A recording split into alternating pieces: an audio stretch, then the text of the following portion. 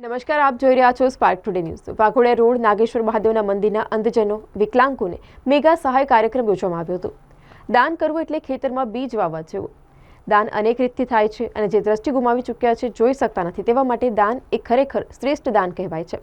આ શુભ હેતુસર હરિસેવા ટ્રસ્ટના આગેવાન કમલેશભાઈ શાહ, વૈષ્ણવ મહિલા અગ્રણી સંગીતાબેન દેસાઈના ભગીરથ પ્રયાસોથી વાઘોડિયા રોડના નાગેશ્વર મહાદેવ મંદિરના 100થી વધુ અંધજનોને કુમકુમના તિલક દ્વારા સ્વાગત કરવામાં આવ્યું।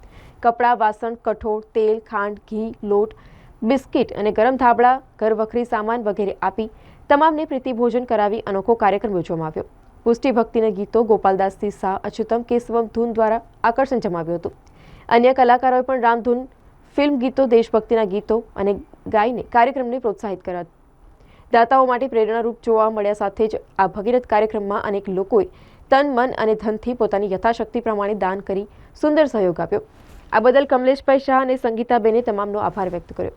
શુભકામ હવેલીના કાર્યકરો, નાગેશ્વર મહાદેવ મંદિરના કાર્યકરો, અગ્રવાલ સમાજ, વિવિધ સમાજના આગેવાનો, વિશાળ જનસંખ્યામાં વૈષ્ણવો, મહિલાઓ જોડાઈ અને કાર્યક્રમમાં ઉપસ્થિત રહી પોતાનો સહયોગ આપ્યો હતો।